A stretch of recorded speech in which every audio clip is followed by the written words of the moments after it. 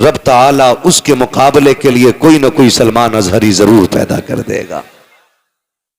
ये क्लियर बात है। दुनिया ये समझती है एक को कैद में डालो दूसरे को डालो मुंह बंद हो जाएगा।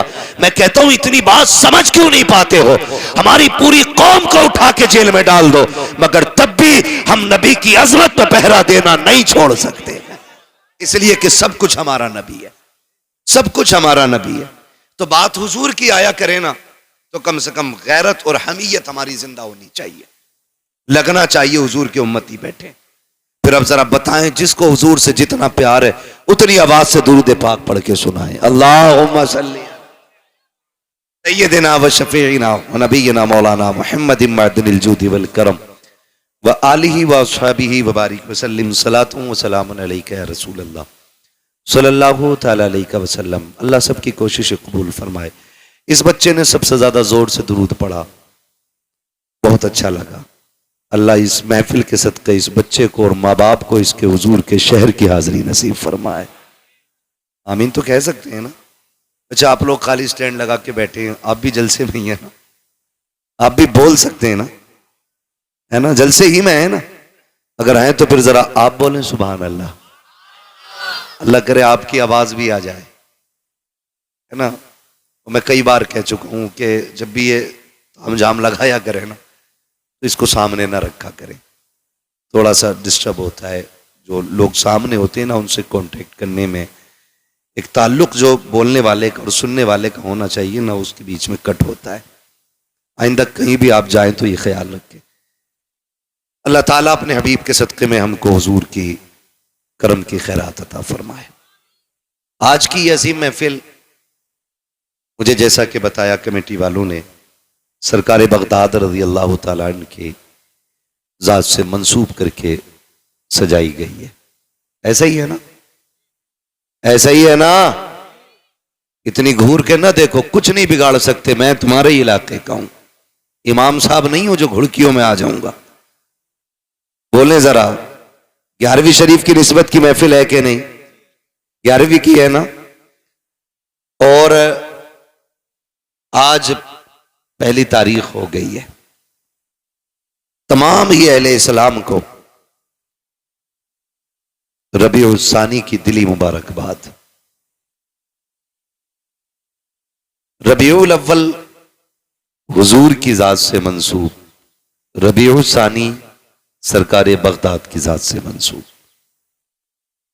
हो सकता है मैं आपको करामतें ज्यादा ना सुना सकूं क्योंकि करामत तो आप सुनते ही रहते। चंद बातें बस आपसे कर लूं, बर्दाश्त कर लेंगे ना? कमेटी वाले कह रहे थे 1.5 घंटा बोलें, मुझे जो वक्त दिया गया था 11 बजे का था, वक्त हो गया किसी भी वजह से, उससे शिकवा नहीं है। हालांकि ये स्टेज से उतरने का वक्त था। अल्लाह सबको सलामत रखे। फिर बड़ी मेहनत के बाद सहमति यहां पे आके हुई कि भाई 1 घंटा बोलना है। बहुत ज्यादा मैं एक मिजाज रखता हूं, तूफान नूह लाने से आखिर क्या फायदा, एक अश्क ही बहुत है अगर कुछ असर करे। हम जहां बैठे थे वहां ये भी बहस चल रही थी, अगर फजर छूट गई तो जलसे का क्या फायदा। ये बात भी बिल्कुल दुरुस्त है। या तो जलसे इतने जल्दी मुकम्मल कर लो कि फजर से पहले नींद मुकम्मल हो जाए, और या इतने लंबे कर दो कि जलसे से उठ के सीधे मस्जिद तक जाया जाए। ये 2 काम रखा करो, ऐसे नहीं बीच में लटक जाओ, ना जो सोने के ना जागने के। और ये जो हमारे अइम्मा हैं, हमारे उलमा हैं, इनका मसला बड़ा मुश्किल रहता। कारी साहब अगर जलसे में स्टेज पे आके ना बैठे तो बोरिया बिस्तरा बांधा जाएगा। आया क्यों नहीं जलसे? आके बैठ जाए और 5 मिनट फजर में लेट हो जाए तो फिर बोरिया बिस्तरा बंधना है। लेट मस्जिद में क्यों आया? ऐसा लगता है मुतवल्ली नहीं, छुरी लेके कसाई बैठा। खैर करें, जरा अपने ऊपर भी थोड़ा रहम खाएं। अगर रब ने आपको किसी के ऊपर मुसल्लत किया है ना, या हाकिम बनाया है या काबिज बनाया है, तो उतना ही सख्त हिसाब लेना जितना तू रब को दे सके। ये मत सोचना कि तू एक एक पाई का हिसाब ले ले, मिनट मिनट का तू हिसाब ले ले और रब की बारगाह में यूं ही छूट जाए। फरमाया गया जो जमीन वालों पर रहम करेगा अल्लाह उसके ऊपर रहम फरमाएगा। वरना कई बार की कहानी यह है, कई बार की कहानी 3 मिनट लेट हो गई, इमाम साहब नहीं आए, मैं रुक के एक बात कहूं, क्या नमाज इमाम साहब पे ही फर्ज है, हमारे बच्चों पे नहीं है? बोलो है कि नहीं? तो हमारे जवान बच्चों पे भी नमाज फर्ज है। इमाम के लिए 3 मिनट देख रहा है बैठ के, अगर इमाम 5 मिनट भी लेट आया तो तुझसे नहीं पूछा जाएगा इमाम 5 मिनट लेट क्यों था। अगर तेरे बेटे ने सजदा नहीं किया ना तो तेरी गर्दन पकड़ के पूछा जाएगा, बता तेरा बेटा नमाज में क्यों नहीं था। जिसकी फिक्र करनी चाहिए थी उसकी फिक्र ही नहीं की, और जहां मतलब नहीं वहां सर चढ़ जाते हैं हम लोग।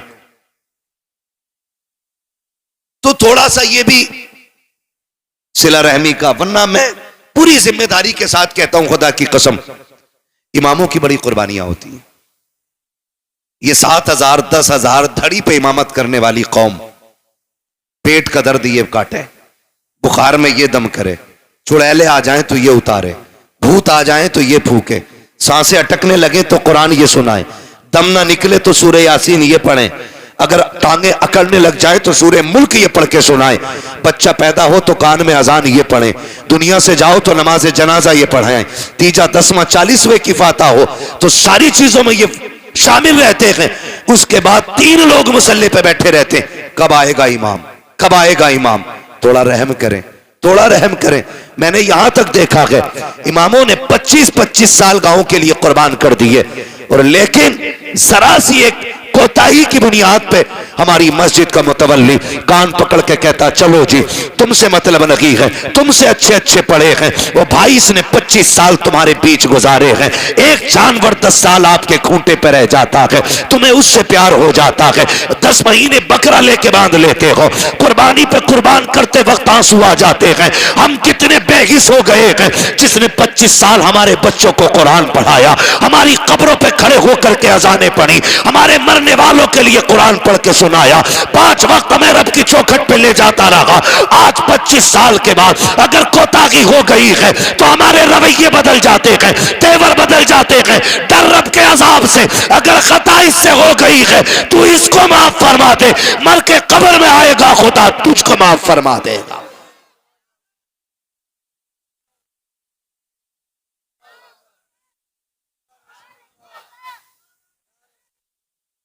हाँ, ये दुख की बातें हैं, दुख की।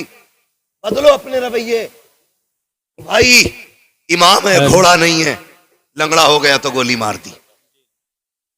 इमाम है ये, कदर करें, कदर करें, इज्जत करें। खुदा की कसम, हम इनकी कदर करें ना करें, रब के फरिश्ते भी इनकी कदर करते हैं।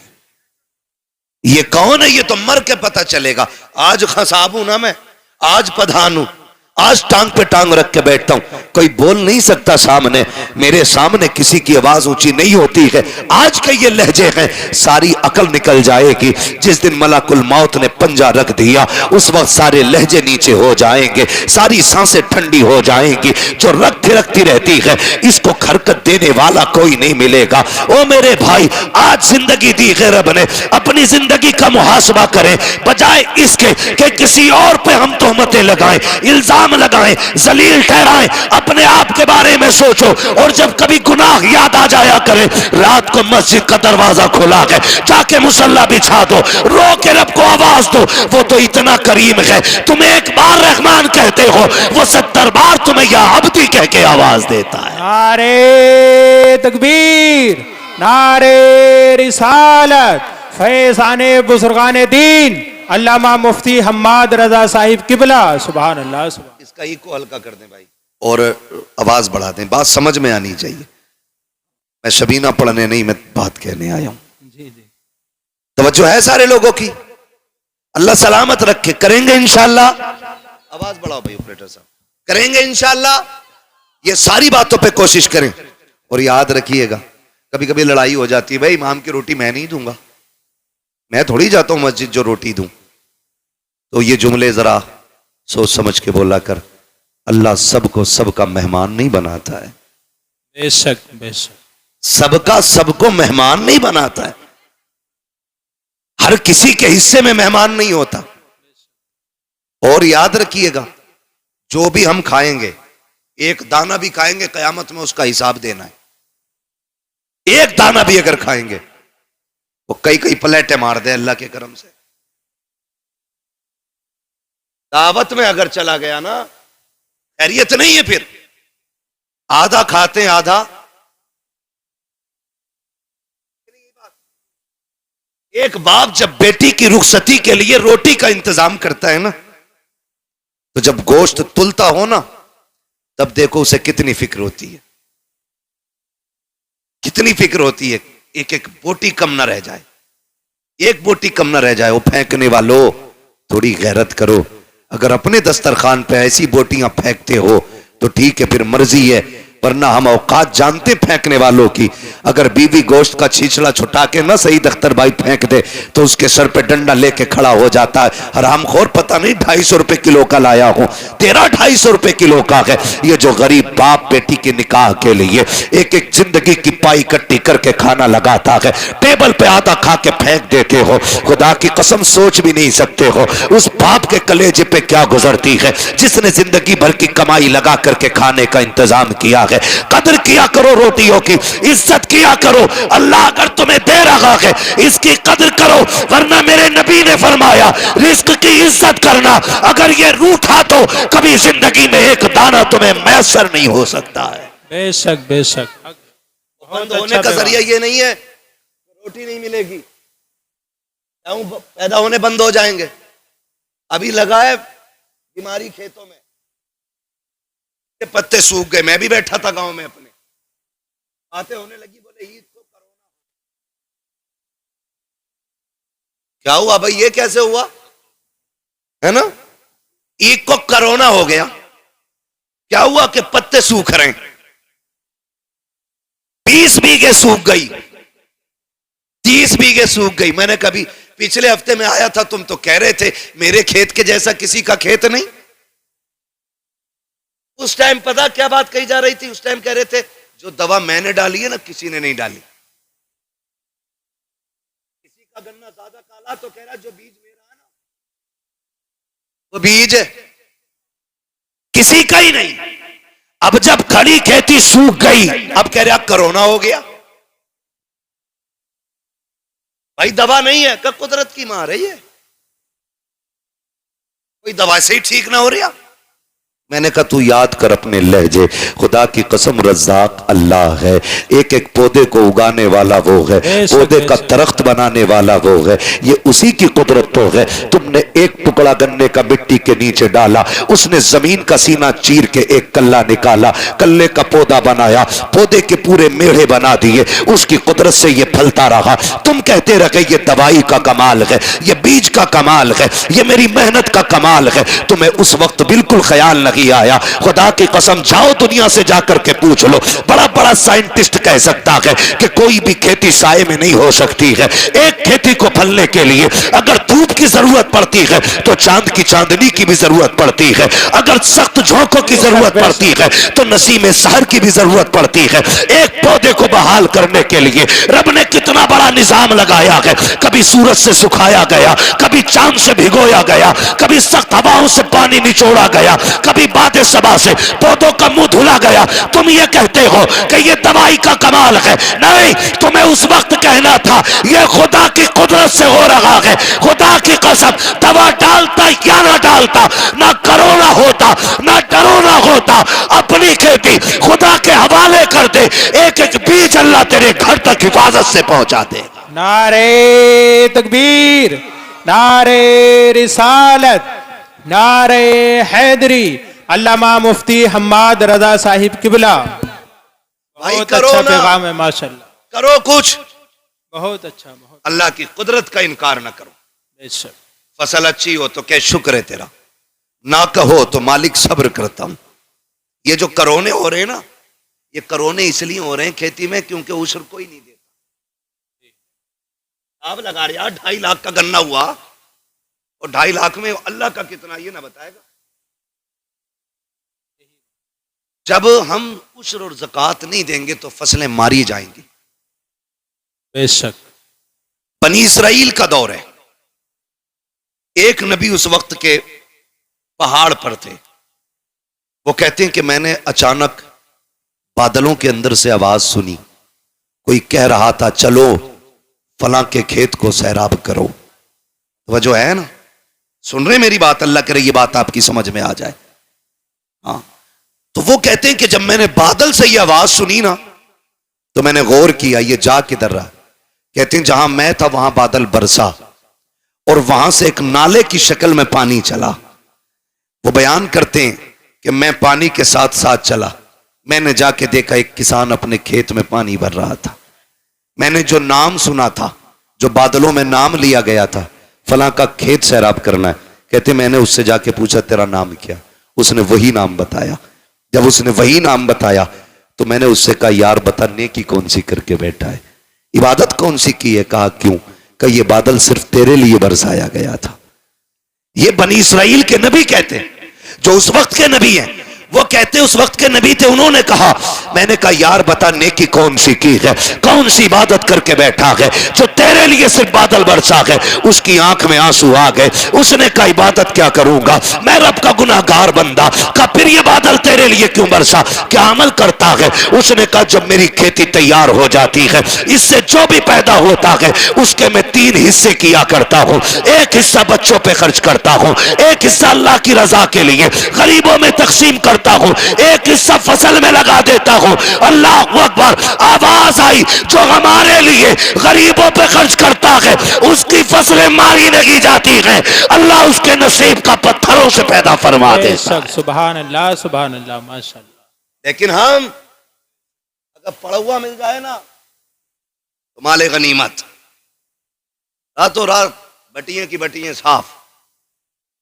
ओ भाई जिंदगी ज़ाब्ते के साथ गुजारे, ज़ाब्ते के साथ गुजारे।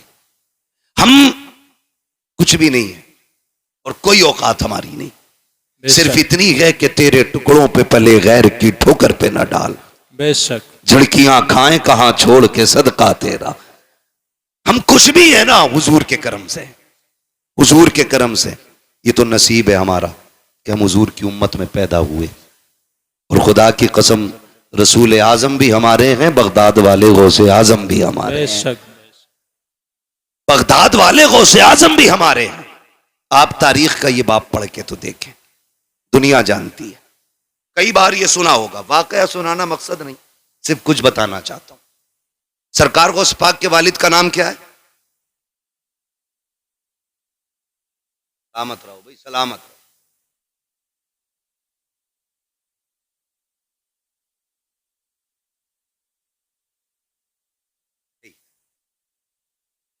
वालिद यही है ना? बोलो। हाँ यही नाम है, मुझे भी यही लग रहा। वालिद कई बार सुना होगा। रोजे से रहते थे, दिन भर रोजा रखना, रात भर नमाज पढ़ना। एक दिन भूख तेज की लगी ना, सुने बहुत गौर से, भूख तेज की लगी तो रोजा भी था, कहने लगे चलो दरिया के किनारे इफ्तार कर लेते। पानी पीने रोजे इफ्तार के लिए गए थे, सेब आ रहा था, उठा के खा लिया। क्या किया? अच्छा बताओ, किसी के पेड़ से तोड़ा था?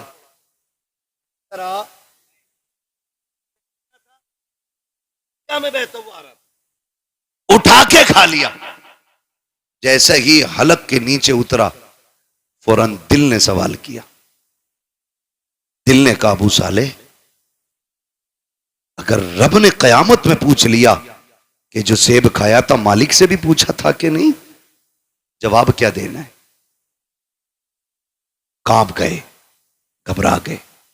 रुक के जरा बताओ, दरिया का बहता हुआ सेब उठा के खा ले, दिल कबूल नहीं करता है। आज ना बाजार में बंदा खड़ा हो जाता है, इस ठेले से उस ठेले पे, उससे उस पे, सुबह से शाम तक ना उठा उठा के खा के कह रहा क्या रेट दी है? उसने कही 70 रुपए, कह रहा महंगी है। फिर सिंगाड़े वाले के पास पहुंचा, पहले खाया फिर पूछा क्या रेट है? का 60 रुपए, महंगा है।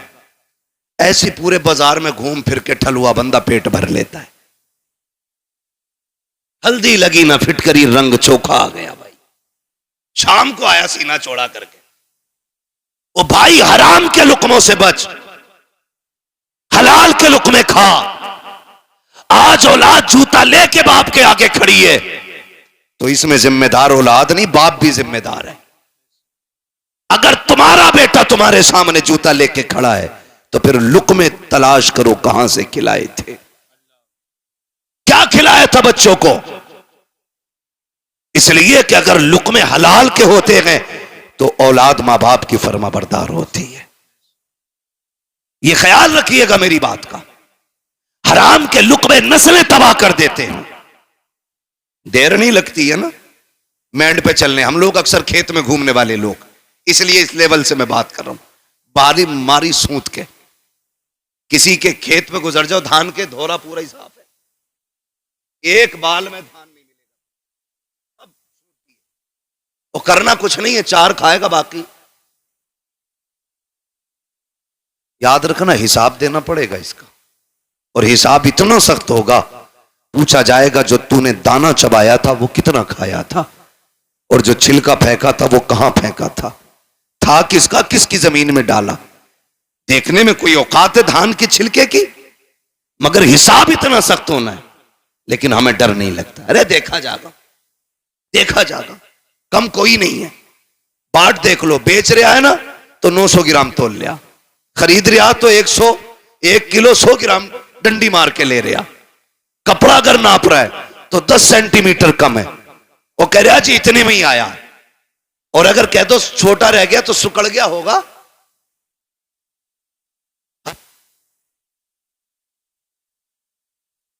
दिल पे हाथ रख के बताएं, हर गांव में मैंड का झगड़ा है कि नहीं? कहीं ऐसी जगह नहीं होती है, कहीं ऐसी जगह नहीं होती है जहां मैंड का झगड़ा ना हो। 4 इंच इधर की उधर कर दी, बड़ा बड़ा काबिल पड़ा मैंड काटने वाला, नीचे नीचे कुरेत का पानी भर दे, अगले दिन 4 इंच खेत बढ़ जाओ उसका, क्या भाई इधर कैसे आ गई ना, लौट गई होगी। क्यों, ये तो 10 फीट की दीवार थी ना, तो लौट गई होगी। और ये सोच रहा सबसे पैदावार सही कुरे देगा बैठ के, और जब सामने वाला भी कम नहीं होता, उसकी गिर गई, उसने उठाई पूरी फीट भर अंदर रख दी, तेरी मां ने दूध पिलाया इधर रख के दिखा। याद रखिएगा, हजरत अली गुजर के जा रहे, 2 बंदे झगड़ा कर रहे, एक कहता था जमीन मेरी है, दूसरा कहता था जमीन मेरी है। हजरत अली को आते देखा, कहने लगे अली ठहरो, तुम तो शेरे खुदा हो, और नबी ने फरमाया अना मदीनतुल इल्म वालियुन बाबूहा, मैं इल्म का शहर हूं, अली उसका दरवाजा है, फैसला कर दें। फरमाया किस चीज का फैसला? कहने लगे ये कह रहा है जमीन मेरी है, मैं कह रहा हूं मेरी है, बताओ जमीन किसकी है? आपने ठोकर मारी जमीन के। कहने लगी जमीन जानती है तू मैं कौन हूं? उसने कहा जी आपको अबू तुराब कहा जाता है। कहने लगे एक बात पूछूं? कहा पूछे ना अली। जमीन से अली बातें कर रहे हैं, बताए कि कहा क्या? कहा ये कह रहा है मेरी है, ये कह रहा है मेरी है, तू बता किसकी है? जमीन ने अजीब बात कही। जमीन ने कहा अली इनसे कह दो ना मैं इसकी हूं ना मैं इसकी हूं, बल्कि ये दोनों मेरे हैं। हुए नाम वर बे निशां कैसे कैसे, जमीन खा गई आसमां कैसे कैसे। जमीन ने कहा था ये मेरे हैं, इस 2-2 इंच के लिए तुमने क्या क्या ना किया। जरा सी मेंढ की खातिर तुमने अपनों पे गोलियां चलाई, अपनों के सर तोड़े, लाठियां डंडे चलाए, अपनों को घर से बेघर किया, बहन बेटियों को कोर्ट कचहरी में खचेड़ा, सिर्फ 2 इंच जमीन की खातिर। और यार क्या चला जाता अगर तुम अपने सगे भाई के लिए 2 इंच जमीन की माफी दे देते, या तुम्हारा क्या चला जाता अगर किसी भाई का हक ना मारते। और भाई जहां तू बाप का बेटा है वो भी तो बाप का बेटा है, बाप की संपत्ति में बेईमानी कैसी। लोग कहते हैं हम परेशान है, मैंने कहा किसी की औकात नहीं है जो तुम्हें परेशान कर सके। हमारी परेशानी की वजह हम ही लोग हुआ करते हैं। जाओ जाके कचहरियों में देखो, भाई का मुकदमा भाई के खिलाफ है, भाई का दावा भाई के खिलाफ है। जेलों में जाके देखो जितने भी दाढ़ी टोपी वाले हैं उनको फंसाने वाले अक्सर मुसलमान क्यों होते हैं, उनका जायदाद का झगड़ा क्यों होता है। और मेरे भाई खुदा का वास्ता इस 2 इंच 4 इंच फिट भर के लिए अपनों का खून ना बगाना, इसलिए कि दौलत हाथ का मैल होती है लेकिन अपने मेहनत से नहीं बल्कि रब की तौफीक और नसीबों से मिला करते। नारे तकबीर, नारे रिसालत, नारे गौसियत, मसलके आला हजरत, उलमाए अहले सुन्नत। सुभान अल्लाह। तवज्जो है सारे लोगों की। तो भाई अपनों का खून ना बहाएं, खून ना बहाएं अपनों का।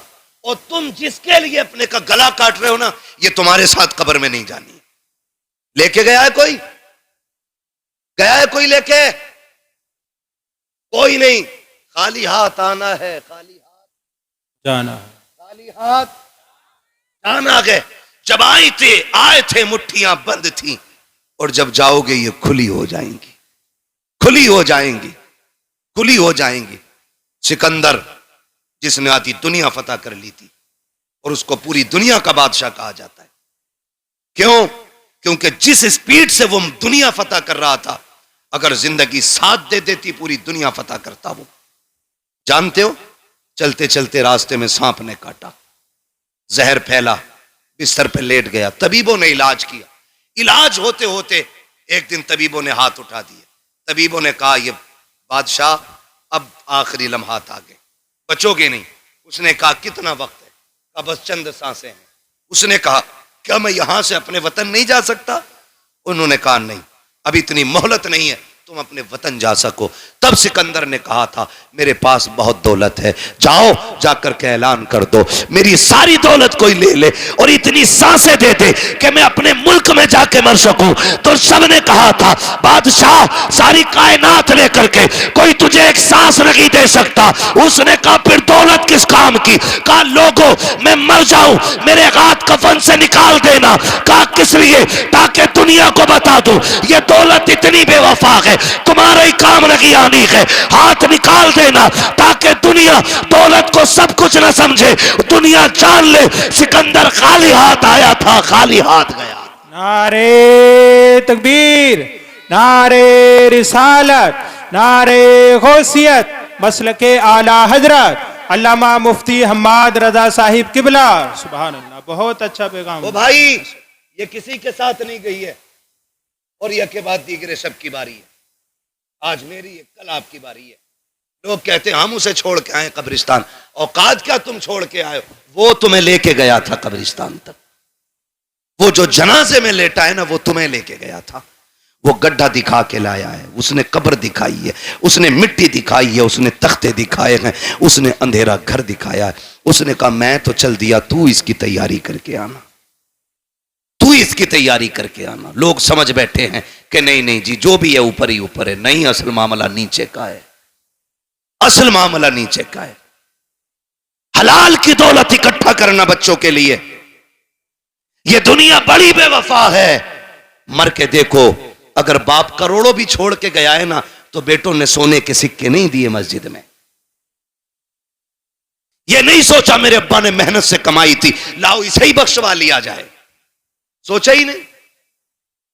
सोचा बाप की जायदाद है, भाई ये माले गनीमत है, अब नहीं दूंगा मैं किसी को भी। ना करें, अपने जीते जी आखिरत का इंतजाम करें। सरकारे गौसे पाक के वालिद ने वो सेब खा लिया, ख्याल आया माफी लेनी चाहिए। दरिया के किनारे किनारे चले, बाग मिल गया सेब का, टहनियां लटकी हुई पके सेब लगे थे। समझ गए इसी बाग का सेब होगा। डर कितना था। एक सेब की कीमत देखें, एक सेब की कीमत। आज लोग गरीबों का हक खा जाते हैं, डकार तक नहीं लेते। कितने यतीम भतीजों को जहर दे दिया गया ताकि उनके हिस्से की संपत्ति भी हमें मिल जाए। वो भाई यतीम तो नहीं देख रहा, लेकिन खुदा देख रहा है, खुदा देख रहा है। गरीब तो जहर खा के मर गया, लेकिन हिसाब अल्लाह को देना है, हिसाब अल्लाह को देना है। अकीदे मजबूत रखो। हालात कैसे होते, मैं ज्यादा बात नहीं बढ़ाना चाहता, बस चंद बातें गौर से। बाग में पहुंच गए, एक ना बाग की सफाई कर रहा था, उससे आपने कहा तू बाग का मालिक है? उसने कहा नहीं। कहा काम क्या है? कहा मुझे बाग के मालिक से मिलना है। कहा क्यों? बाग के मालिक किसी से मिलते नहीं है, वो गोशा नशीं रहते हैं। उसने कहा मेरा जरूरी काम है। आने वाले ने कहा, यानी सरकार गौस पाक के वालिद, काम बताइए क्या है। तो आप फरमाने लगे मैंने एक बिना इजाजत के सेब उठा के खा लिया, बिना इजाजत के सेब दरिया से उठा के खा लिया, बस उसी के बारे में माफी के लिए आया हूं, उसी के लिए माफी के लिए आया हूं। आज बंदा थप्पड़ मार के कहता तुझसे जो हो कर लेना, थप्पड़ मार के जो हो कर लेना, देख लूंगा मैं तुझे। नहीं, डरे अल्लाह के अजाब से। आप कहने लगे मुझे माफी चाहिए। खादिम गया, आप ना एक झोंपड़ी में इबादत में मसरूफ थे, जाके पूछा हुजूर इजाजत दें तो एक परदेसी है, नौजवान है, आपसे मिलना चाहता है। अब्दुल्ला सुमई सरकार गौसे पाक के नाना कहते हैं बात क्या है। का बात यह है कि उसने कहा है कि वो कोई सेब उठा के उसने खा लिया था, उसकी माफी के लिए आया है। जब इतनी बात सुनी ना तो समझ गए आज एक वली आ गया है, और ऐसे खुश हो गए जैसे किसी का बरसों से इंतजार कर रहे थे। कहने लगे अच्छा भेजो। जब हजरत अबू साले तशरीफ लाए, आपने सर से लेके पैर तक देखा, फरमाने लगे शहजादे कैसे आए। कहने लगे हुजूर बस माफी के लिए आया था। कैसी माफी। का रोजे से था, किनारे बैठ के इफ्तार के लिए पानी पिया, भूख लगी, सेब आ रहा था, उठा के खा लिया, बस एक डर मुझे सोने नहीं देगा। कहा कौन सा डर। कहा कहीं अगर कयामत में आपने गिरबान पकड़ लिया तो मैं रब की बारगाह में जवाब क्या दे पाऊंगा। कहा उसी की माफी के लिए आया हूं। जैसे इतना कहा है अल्लाह अकबर, अब्दुल्ला सुमई समझ जाते हैं वो आया है जिसका इंतजार था हमें। कहते हैं बेटे ऐसे माफी नहीं मिलेगी, माफी की शर्त यह है तुम्हें इतने साल तक मेरे बाग की देखभाल करना पड़ेगी। आपने कहा ठीक है माफी मिल जाएगी। कहा हाँ। आपने फिर शर्त मंजूर की, बाग की रखवाली करते रहे। एक मुद्दत मुकर्ररा तक आपने बाग की रखवाली की है। जब मुद्दत पूरी हो जाती है फिर उठ के जाते हैं बाबा अब तो माफी दे दीजिए। कहा भी तो मुद्दत पूरी हो गई है। आप कहते हैं मुद्दत पूरी हो गई। कहा हाँ। माफी चाहिए। कहा हाँ। का इतने दिन और आपको काम करना पड़ेगा। फिर आपने शर्त मानी है। जब ये भी मुद्दत पूरी हो जाती है फिर जाते हैं। कहा बाबा अब तो माफी दे दो। कहा बस एक शर्त रह गई है, अगर ये मान लोगे तो मैं तुम्हें माफी दे दूंगा। कहा कौन सी शर्त है। कि तुम्हें मेरी बेटी से निकाह करना पड़ेगा, निकाह करना पड़ेगा। इतना सुना आंख में आंसू आ गए। बाबा जी ये फैसले हमारे घर के बड़े किया करते हैं, हमारा तो काम नहीं है। कहा अगर नहीं कर सकते तो जाओ, फिर आज के बाद तुम्हें सेब की माफी नहीं मिलने वाली। आप कहते हैं मंजूर है, सेब की माफी के लिए हम ये भी करेंगे। कहा पहले सुन तो लो बेटी कैसी है। कहा बताइए। कहा आंखों से अंधी है मेरी बेटी, हाथों से लूली है मेरी बेटी, पैरों से लंगड़ी है, कानों से बहरी है, जबान से गूंगी है। इतने नाम सुनते जा रहे हैं, सोच रहे हैं एक हसीन से निकाह करने के लिए खानदान की रजा लेनी पड़ती है। यहां इतने ऐब एक बच्ची में मौजूद है। कहते फिर जब चुप हुए कहा कहो क्या इरादा है, सेब की माफी चाहिए कि नहीं। कहते मंजूर है, हर शर्त मंजूर है। फिर अब्दुल्ला सुमई ने जब निकाह कराया है कहा कहां है मेरी बीवी। कहा वो जो सामने घर है उसी के अंदर तुम्हारी बीवी है। आप जब दरवाजे पे गए दस्तक दी, अंदर से बहुत खूबसूरत लहजे में आवाज आई ठहरे भी दरवाजा खोलती हो। आप ठहर जाते हैं। कहा ये कौन है बोलने वाला। मेरी बीवी तो बोलना नहीं जानती है। जैसे दरवाजा खोला है चांद से ज्यादा रोशन चेहरा निगाहों के सामने है, परी पैकर वजूद निगाहों के सामने। देख के हैरत में है, सलाम किया जवाब मिला, वापस पलट आते हैं। बाबा किधर भेज दिया था। कहा क्यों। कहा वहां मेरी बीवी नहीं है, वहां तो कोई और बच्ची है। कहा क्यों। कहा उसकी आंखें भी मौजूद हैं, वो बात भी करती है, वो तो चल के आई है, हाथों से दरवाजा खोला है, मुस्कुरा के कहते हैं बेटे वही तो तेरी बीवी है। कहा ये कैसे हो सकता है। कहते नहीं बेटे तुम सुनो तो सही, मैंने आपको कांदा इसलिए कहा था कि उसने आज तक शरीयत के खिलाफ कोई चीज नहीं देखी है, आज तक गैर महरम को नहीं देखा। गूंगी इसलिए कहा था, कभी जबान से नाजायज जुमला नहीं कहा। आपको मैंने हाथों के पाकिज इसलिए कहा कि नाजायज काम नहीं किया है, पैरों से लूला लंगड़ा इसलिए कहा कि गलत तरफ चली रही है। ये बातें जब सुनी है कहते बाबा बता बता तो सकी ये क्यों किया गया। कहते बेटे आज तू आया नहीं है, परसों से तेरा इंतजार था।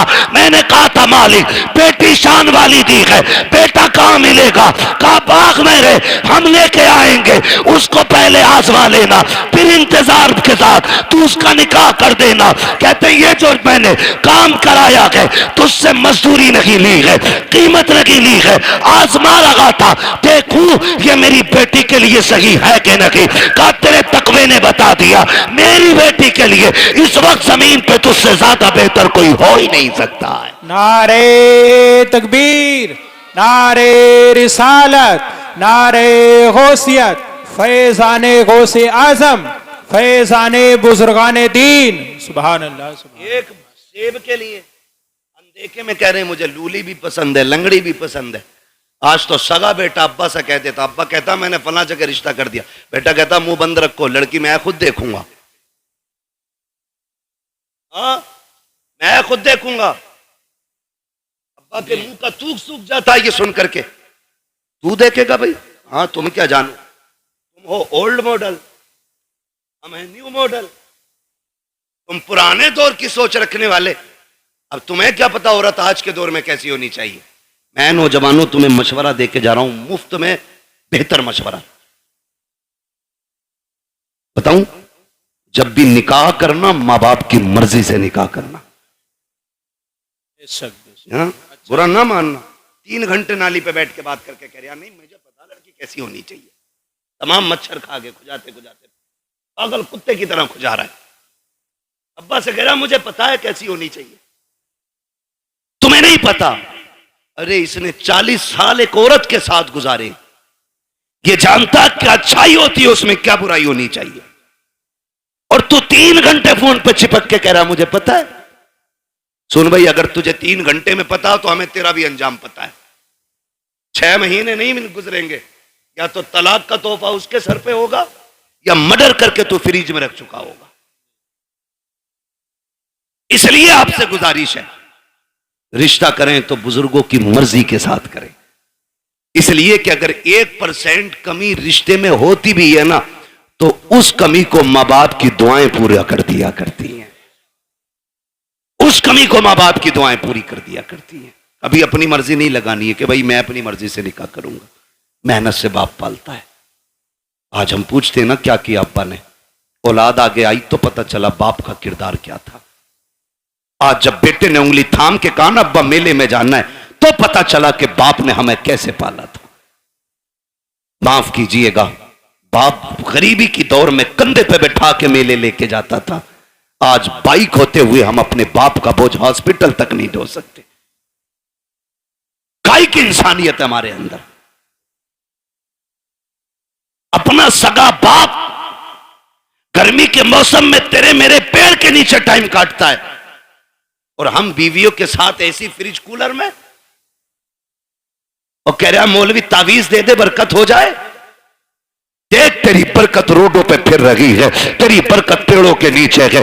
देख तेरी बरकत किसी के स्लिप पे बैठी होगी, जाके देख तो पहरी में तेरी बेटी किसी की बैठक में पड़ी होगी, जाके देख तो सही तेरी बरकत किसी के आंगन में पड़ी होगी। बरकत मुझसे ना मांग, इनसे ना मांग, अगर बरकत चाहिए सोच जिस बाप ने पूरी जिंदगी धूप में पसीना बहा करके तुझे मुझे जवानियां दी है, उसका हाथ पकड़ के उसे फ्रिज में कूलर में वॉशिंग मशीन के सारे ऐश दे दे। खुदा की कसम तू उसके ऐश का इंतजाम कर, खुदा तेरी कब्र में तेरे ऐश के इंतजामात फरमा दे। बेशक बेशक है ना, जितना बड़ा बेटा हो गया इतने लहजे बिगाड़ के बात करो।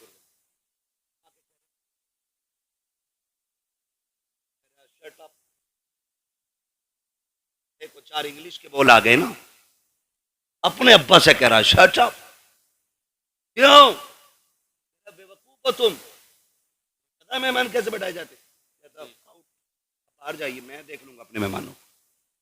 वो जानवर अभी तो इतना भी बड़ा इंसान न बन सका कि अपने बाप को बाप कह लेता। खाली कोट पहनाने से गधा मास्टर नहीं हो जाता। बेशक अगर उसके कानों पे 8 पेन लगा दो वो डॉक्टर नहीं बनेगा।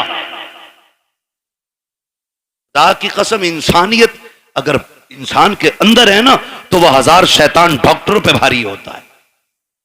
इंसानियत असल होती है।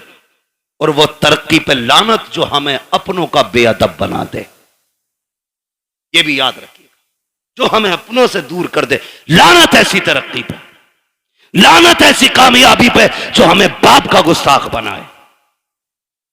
अल्लाह से कसरत नहीं, अल्लाह से बरकत मांगनी है। क्या मांगेंगे? बरकत मांगिए। कसरत तो यह है 15 लाख कमाते महीने में और खर्च 16 लाख होते। बताओ बंदा गरीब है क्या? गरीब। कमा रहा है 16 लाख, क्या गरीब? हर महीने 1 लाख का कर्जमंद हो रहा है। और बंदा कमाता है 5,000 और 4,000 खर्च कर लेता, 1,000 बच जाता। बताओ बंदा अमीर है कि गरीब? बोले अमीर। ये बरकत और कसरत का फर्क है। 15 लाख में भी गुजारा ना हो, इसे कसरत कहते हैं। और 500 रुपए में दिन कट जाए, इसे बरकत कहते हैं। अपने रब से कसरत नहीं, बरकत मांगो, बरकत मांगो। शोहरत नहीं, इज्जत मांगो, इज्जत मांगो। और इज्जतें उन्हें मिलती हैं जो इज्जत वाले लोग होते हैं। करेंगे इंशाअल्लाह मां बाप का एहतराम। संडे को छुट्टी होती है स्कूलों की, टाइम खत्म हो गया, अभी ओवर चल रहा है, होती है कि नहीं? को छुट्टी होती है, ऑफिस की, कॉलेजेस की, इन सब की छुट्टी होती है। तो कोई वाइफ के साथ, दोस्तों के साथ छुट्टी मनाने जाता है। अल्लाह तौफीक दे, घर में बूढ़ा बाप हो, खाने पीने की गुंजाइश हो, एक दिन गाड़ी में बैठा, लेके निकल मार्केट, उससे पूछ जैसे वो बचपन में पूछा करता था, क्या खाएंगे? कभी बाप से कहना अब्बा क्या खाएंगे, दिखा कभी उनको, अब्बा तुम्हारे दौर में ये कोल्ड ड्रिंक नहीं होती थी, अब्बा तुम्हारे दौर में ये आइसक्रीम नहीं होती थी, अब्बा इस दौर में देखो, अब्बा बताओ ना क्या खाओगे? खुदा की कसम, तेरे खिलाने से खून नहीं, तेरा इतना कहने से ही बाप का खून बढ़ जाएगा।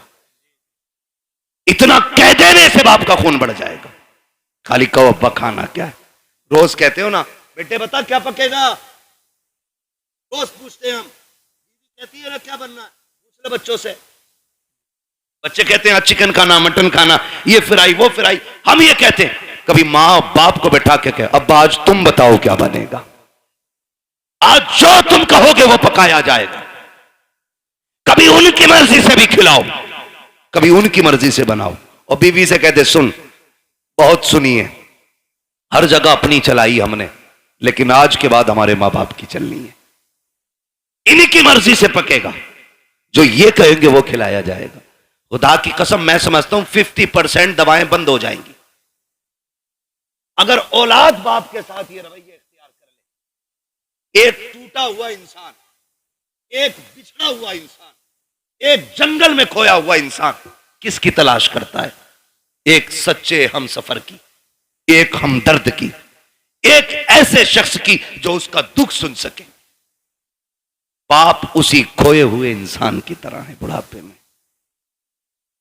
उसी टूटे हुए शख्स की तरह है बाप जिसे दुनिया ने छोड़ दिया हो। वो चारपाई पे पड़ा है, उसे आज तेरे सेब की जरूरत नहीं, तुम्हारे जूस की जरूरत नहीं, आज उसे तुम्हारे 2 मीठे बोलों की जरूरत है। बेशक। लोग पूछते हैं क्या करें अब्बा की खिदमत, मैं सीधी बात कह देता हूं, अब्बा की खिदमत ही अगर करनी है ना, बूढ़ा बैठा हो ना और टेक लगा के बैठा हो, आप पीछे खड़ा हो, कंधे दबा के कहे अब्बा इन्हीं कंधों पे लेके जाते थे ना, वो मुस्कुरा के तुझे देखेगा। खुदा की कसम दुआएं होने लग जाएंगी।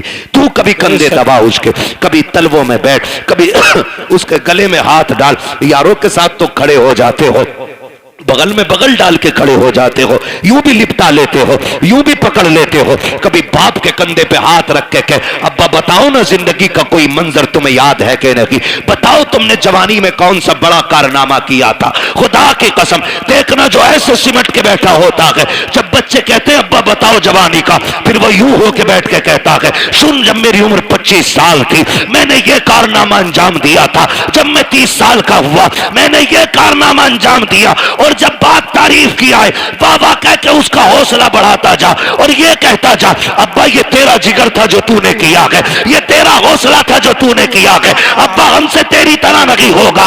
इतना कह के तो दे खुदा की कसम, अगर बुढ़ापे में जवानी पानी नजर ना आ जाए तो आके बात कर ले। नारे तकबीर, नारे रिसालत, अजमते वालिदैन अल्लामा मुफ्ती हम्माद रजा साहिब किबला। सुभान अल्लाह। वक्त दो अपने बाप को, बैठा करो उनके पास, कभी पूछो उनसे हाल चाल। अब्बा बताओ ना कैसी कट रही है, अब्बा बताओ ना क्या हो रहा है। वो तुम्हें हाल दिल बताएगा, वो तुम्हें हाल दिल बताएगा। फिर उसके साथ बैठो, उससे पूछो, उसको सुनाओ अपनी। खुदा की कसम फिर जीने के मजे देखो। बेटे बेटे मेरे सामने कोई ऐसा नहीं है जो हम में बिना बाप के आया है ना? सारे बाप वाले लोग हैं ना, अल्हम्दुलिल्लाह, है कि नहीं भाई? समझदार बच्चे बैठे हैं, कोई ना समझ नहीं है, फिर सर नहीं हिलाना है, जबान से बोलना है कि नहीं? सारे बाप वाले लोग हैं ना? अल्लाह ने सबको बाप की नेमत से नवाजा है। ये अलग बात है, कुछ कब्रिस्तान में आराम कर रहे हैं, कुछ बिस्तर में आराम कर रहे होंगे, लेकिन सारे बाप वाले लोग। जानते हो, जिसका बाप ना अपनी कठिनाइयां गिनाया करे, उस बेटे पे लाजिम है वो और ज्यादा सिमट के अपने बाप के पैरों में बैठे। आज तुम्हारी जेब पे मेडल लग गया ना, आज तुम शान वाले हो गए ना, लेकिन बाप के आगे कुछ नहीं, बाप के आगे कुछ नहीं। वो कभी तुम कहो ना अब्बा बताओ ना घर का खर्च कैसे चलता था, वो ये कहना यार तुम्हारे दौर की तो बात अलग है, हमने तो यार रक्शे चला के बस पेट पाले। तो उसके कदमों में बैठ के कहे अब्बा आज जो ये कलम का दौर है ना, ये तेरे रक्शे का कमाल है। उस कामयाबी को भी बाप की मजदूरी पे डालो। कभी कभी ना बेटे कह देते हैं तुम्हारे रक्शे की वजह से हम जलील हुए, तुमने किया ही क्या है रक्षा चलाने के लिए।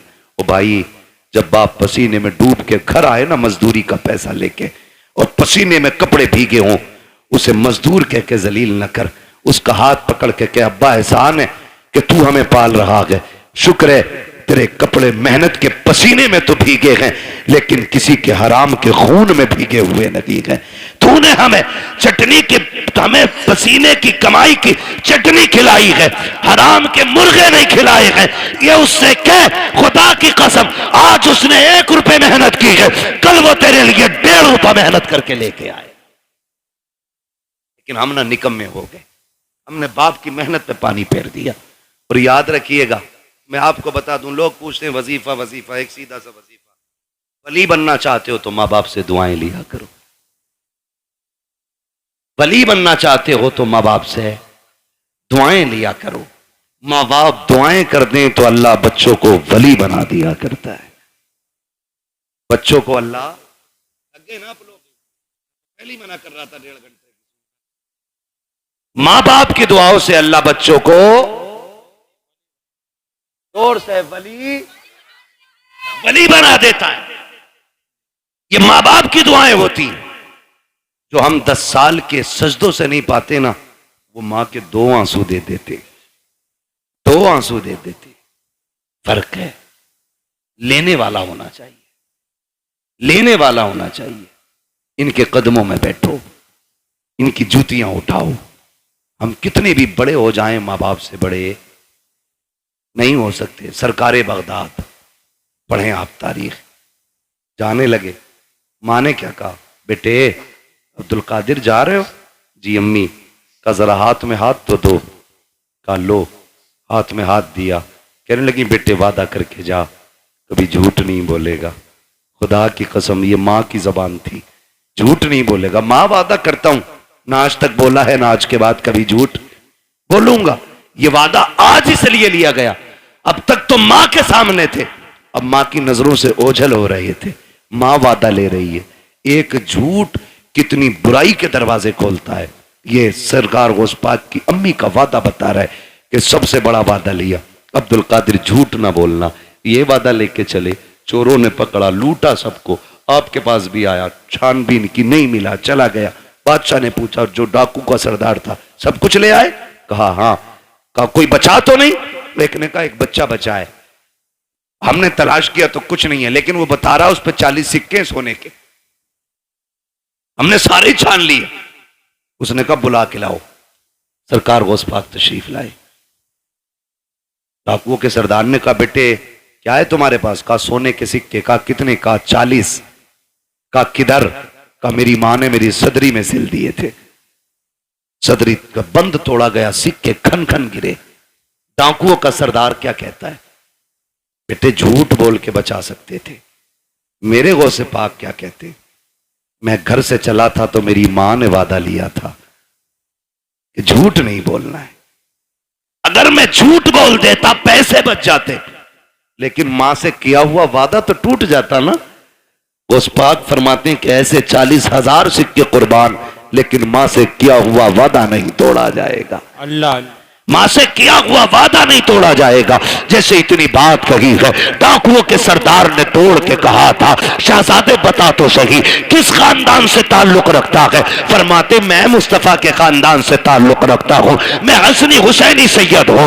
जैसे इतना कहा है, उसने कदम पकड़े, कहने लगे शहजादे माफी चाहते हैं, दुख दिया, हमें तौबा करा दीजिए। कहा क्यों? कहा हम ये सोच रहे हैं तुम्हें मां का वादा याद है, हम गुनाहगारों को खुदा का वादा याद नहीं रहा। अल्लाह अल्लाह अल्लाह अकबर।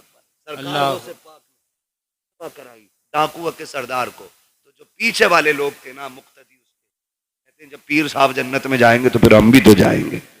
उस्ताद के साथ वो भी तौबा करके गौस पाक के हाथ पे फिर ताइब हो गए। फरमाया गया जितने लोगों को बगदाद वाले ने तौबा कराई थी, अल्लाह ने सबको वली बना दिया था। सुभान अल्लाह।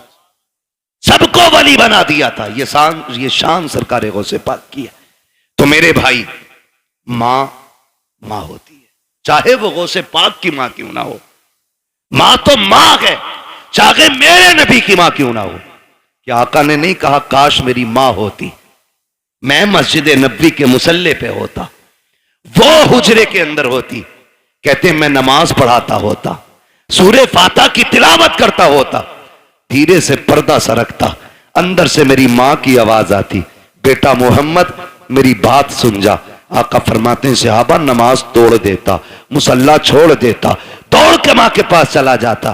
सहाबा ने कहा था आका बंदगी छोड़ के बंदी के पास? कहते हाँ। सहाबा कहते हैं आका क्यों?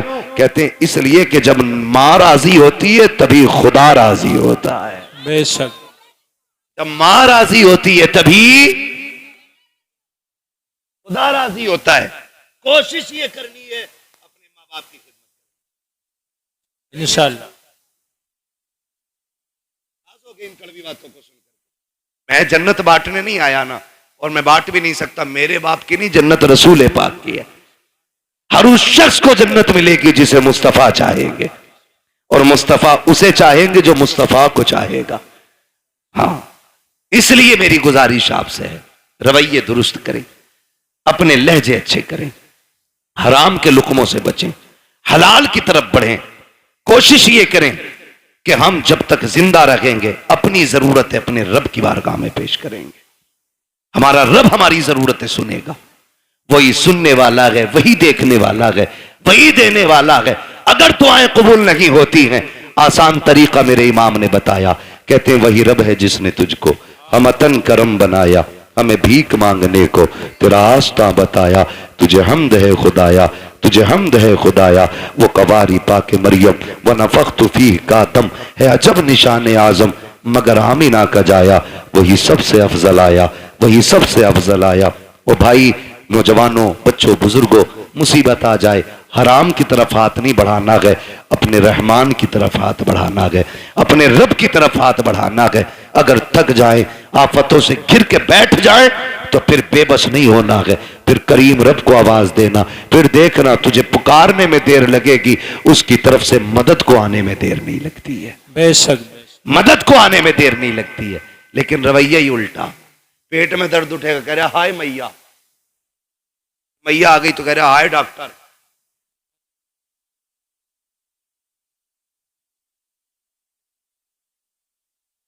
बाद में आया ना या अल्लाह, ये पहले आना था। बस इतना बदलना है अपने को। जब दर्द लगे, चोट लगे, नुकसान हो तो या अल्लाह सबसे पहले जबान से निकलना चाहिए। तुम पहली तकलीफ है अपने रब को आवाज दो। खुदा की कसम वो ऐसा कादिर मुतलक है, ऐसा कादिर मुतलक है कि किसी तबीब, किसी दवा, किसी हकीम, किसी अक्लमंद की जरूरत नहीं पड़ेगी। वो अपने करम से तुम्हें लम्हों में शिफा अता फरमा देगा। वो बहुत बड़ा नाम इब्राहिम बिन अदहम, इतने बड़े रुतबे वाले के बादशाह थे अपने वक्त के बादशाह, लेटे हुए अपने महल में, तो अचानक धप धप की आवाज आई। ख्याल आता कि हम भी रब को राजी करें। धक धक की आवाज आई, पूछा कौन है? आवाज आई कि हम हैं। क्या कर रहे हो? क्या ऊंट ढूंढ रहे हैं। छत पे ऊंट गया, हम अपना ऊंट ढूंढ रहे हैं। कहा छत पे तुम्हें ऊंट मिल जाएगा। तो उन्होंने कहा सुनो, अगर हमें छत पे ऊंट नहीं मिलेगा तो तुम्हें भी तो इन बिस्तरों पे खुदा नहीं मिल सकता है। ऊंट तलाश करने के लिए जंगल जाना है तो फिर तुम्हें भी ये शाही लिबास बिस्तर छोड़ कर रब को तलाश करना पड़ेगा। छोड़ दिया, सब लात मार दी, ठोकर मार दी, जंगलों में निकल गए, अल्लाह अल्लाह करने लगे। आपके मामू हजरत इब्राहिम बिन अदहम के पास गए। आप ना एक फटा हुआ कपड़ा अपना सिल रहे थे सुई से। सुने देख रब कितना अजमतों वाला है, सिल रहे हैं अपना कपड़ा। वो कह रहे हैं ना, मामू पहुंच गए, सलाम अलैकुम। वालेकुम। ऐसे बस अपनी गुजरी। मामू ने कहा कितने अच्छे दिन थे जो शाही लिबास पहनते थे, ताज रहता था, खादिम खड़े रहते थे, क्या मिला तुम्हें ठुकरा के बादशाह? आज ये फटे कपड़े सिल रहे हो ना, क्या मिला? क्या मिला? आपने इतना सुना ना, कि पूछना चाहते हो मुझे क्या मिला? कहा हाँ, आपने जो सुई हाथ में थी दरिया में फेंक दी। कल सुई थी उससे भी हाथ धो बैठा, अब सिलेगा कैसे? फरमाने लगे ठहरो। आवाज देते मछलियों जरा सुई लेके आओ। जब इतनी आवाज दी ना तो सारी मछलियां, हर मछली के मुंह में एक सोने की सुई मौजूद थी। सुभान अल्लाह। कहने लगे मामू देखो, सबके मुंह में एक सोने की सुई। कहने लगे ये नहीं चाहिए, मेरी सुई ला के दो।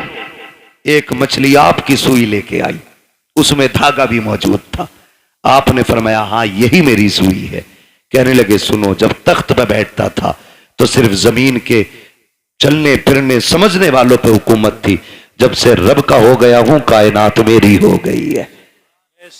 जब से रब का हो गया हूं कायनात मेरी हो गई है। रब के होने के आदी बने, खुदा की कसम वो अपने कर्म से तुम्हें वली बना देगा। वली कहते हैं किसको? उसी को वली कहते हैं जो अल्लाह का होता है। वो बात याद आ गई, एक ना दीवाना गुजर के जा रहा, दीवाना गुजर के जा रहा था, बारिश का मौसम। किसी ने देखा मजरूब जा रहा, उसने कहा ओ भाई, गरम गरम दूध पिलाया, पिया, चल दिए, शुक्र अदा किया, आगे चले। वो खड़ाओ पहन रखी थी, गपशप करके जा रहे थे। एक दीवाना अपनी महबूबा के साथ बैठ के गुलछर्रे उड़ा रहा। उसके पैर की छींट ना दीवाने के उसकी महबूबा के कपड़ों पे आ गई। उसने कहा पागल दिखता नहीं है? उसने कहा मैडम क्या हुआ? जो उसका महबूब था कहा कि इसने मेरे कपड़ों पे गंदगी डाल दी। तो महबूब था उसका, ओवर एक्टिंग भी की, थोड़ा सा उठा और दीवाने के थप्पड़ मार दिया। दीवाने ने आसमान की तरफ देखा, कहने लगा शुक्र है मालिक तेरा, कभी बैठा के दूध पिलाता है, कभी थप्पड़ लगवाता है, कभी दूध पिलाता है, कभी थप्पड़ लगवाता है। अभी चंद कदम चला था, ये तो गुजर गया। वो उठी अपनी जगह से, चली, गिरी और मर गई। मर गई। किसी ने कहा कि जिसके थप्पड़ मारा ना उसने बद्दुआ की थी। लोग दौड़े, पकड़ के लाए, कहने लगे तूने इसके लिए बद्दुआ की थी? उसने कहा नहीं। कहा फिर ये मर कैसे गई? कहा सीधी सी बात, हिसाब बराबर हुआ है। कहा क्या? कहा जब मेरे पैर से कीचड़ उछल के इसके महबूब के ऊपर पड़ी तो इसको बुरा लगा, इसने मुझे थप्पड़ मारा, और जब इसने मुझे थप्पड़ मारा तो फिर मेरे महबूब को बुरा लग गया। इसने अपनी हैसियत से बदला लिया, उसने अपनी शान के मुताबिक काम कर दिया। उसने कहा झगड़ा कोई नहीं, हिसाब बराबर है, हिसाब बराबर है। यही हजरत अली फरमाते हैं कि जब भी तुम्हारा मुकाबला किसी गरीब से हो तो अल्लाह से डरना, गरीब से डर जाना, कमजोर से डरना, भले ताकतवर से मत डरना। किसी ने कहा था अली कमजोर से क्यों डरना? ताकतवर से डरना समझना आता है, कमजोर से डरना समझना नहीं आता। तब हजरत अली ने कहा था सुनो, जब ताकतवर पे तुम ताकत दिखाओगे तो वो अपनी ताकत से बदला ले लेगा, लेकिन अगर तुम कमजोर पे ताकत इस्तेमाल करोगे तो वो बदला खुद नहीं लेगा, उसका बदला अल्लाह लेता है। कौन लेता है? अल्लाह लेता है। इसलिए हमेशा कोशिश ये करना कभी किसी का दिल ना टूट जाए, कभी किसी की आह ना लग जाए। और भाई शान से जी लेना ही काफी नहीं है। ये जनाजे के कंधे भी बड़े अहम हुआ करते हैं, जनाजों में चलने वाले लोग भी बड़े अहम होते हैं। खाली भीड़ बढ़ा लेना काफी नहीं है, उनके अंदर हमदर्दों का होना भी बड़ा जरूरी होता है। किसी को इतना सता के ना जाना कि तेरे जनाजे में हंसता हुआ जाए और वो ये कहे अच्छा हुआ मर गया। अगर किसी ने इतना कह दिया, अल्लाह कयामत में तेरे बगल में खड़ा करके कहेगा बता क्या दिल दुखाया था जो तेरी मौत पे ये खुश हो रहा था, कितना सताया था जो इसने तेरी मौत पे खुशियां मनाई थी। कोई बचाने वाला नहीं होगा। अपने मरने के बाद ऐसे हालात छोड़ जाना ताकि गरीब रो के ये कह सके मालिक आज के बाद सहारा कौन बनेगा, भूखों को कौन खिलाएगा, प्यासों को कौन पिलाएगा। ऐसे लोग छोड़ जा, तेरा तीजा हो ना हो तुझे बख्शवाने के लिए कब्र में मुस्तफा आ जाए। सुभान अल्लाह। असल ये है लहद में इश्क रुखे शह का दाग लेके चले, अंधेरी रात सुनी थी चराग लेके चले। तेरे गुलामों का नक्शे कदम है राहे खुदा, वो क्या भटक सके जो ये सुराग लेके चले। इसलिए अपने मरने के लिए तैयारी कर ले। अरे हम तो मर जाएंगे यार, हमें क्या देखना। नहीं, बड़ी गैरत आती, बड़ी गैरत आएगी। बहुत गौर से ये बात सुनने में।